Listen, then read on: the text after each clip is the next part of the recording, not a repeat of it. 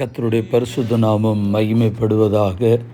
12/3/2026 வியாழக்கிழமை, புதிய நாள், புதிய கால வேளைக்காக கர்த்தரை நன்றியோடு துதிக்கிறேன், ஸ்தோத்திரிக்கிறேன். இந்த நாளுக்கான கர்த்தருடைய வார்த்தை லூக்கா 14:11. தன்னைத்தான் உயர்த்துகிறவன் எவனும் தாழ்த்தப்படுவான், தன்னைத்தான் தாழ்த்துகிறவன் உயர்த்தப்படுவான். Everyone who exalts himself will be humbled, and he who humbles himself will be exalted. கர்த்தருடைய நாமம் மகிமைப்படுவதாக. தாழ்த்துகிறவன் உயர்த்தப்படுவான். வார்த்தைகளை கொண்டு ஒரு சில நிமிடங்கள் ஆண்டோடைய வார்த்தையை தியானிப்போம். நீதிமொழியில் 15:33 சொல்கிறது, கர்த்தருக்கு பயப்படுதல் ஞானத்தை போதிக்கும், மேன்மைக்கு முன்னானது தாழ்மை. நம்முடைய வாழ்க்கையில் உயர்வு, மேன்மை, ஆசீர்வாதம் இதெல்லாம் வருவதற்கு முன்பதாக நமக்கு இருக்க வேண்டிய ஒரு ஸ்பாவம், ஒரு சிந்தை, தாழ்மையின் சிந்தை. நீதிமொழிகள் 18:12 சொல்கிறது, அழிவு வருமுன் மனுஷனுடைய இருதயம் இருமாப்பாக இருக்கும், மேன்மைக்கு முன்னானது தாழ்மை. மத்தேயு 18:4 ஆகையால் இந்த பிள்ளையைப் போல ஆண்டவர் ஒரு சிறு பிள்ளை எடுத்து சொல்லுகிறார், இந்த பிள்ளையைப் போல தன்னை தாழ்த்துகிறவன் எவனோ அவனே பரலோக ராஜ்யத்தில் பெரியவனாய் இருப்பான். மத்தேயு 23:12 ஆண்டவர் சொல்லுகிறார், தன்னை உயர்த்துகிறவன் தாழ்த்தப்படுவான், தன்னை தாழ்த்துகிறவன் உயர்த்தப்படுவான். லூக்கா 18:14 2 பேர் ஜெபிக்க போகிறாங்க. பரிசேயன் ஆயக்காரனில் அதில் ஆண்டவர் சொல்லுகிறாரு,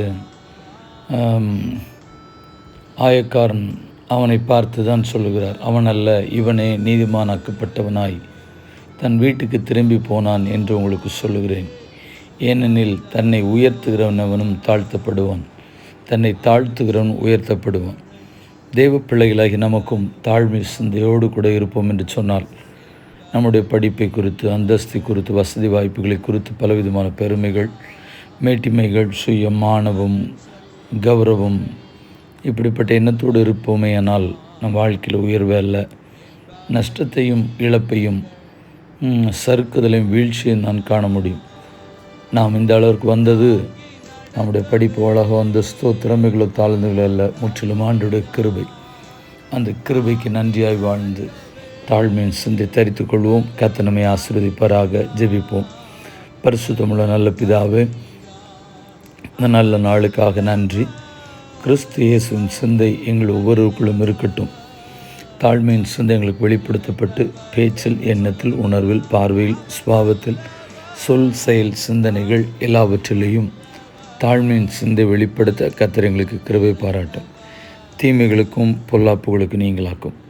நசன இயேசுவின் நாமத்தில் தாழ்மையோடு ஜெபிக்கிறேன். பரிசுத்தமுள்ள நல்ல பிதாவே, ஆமென்.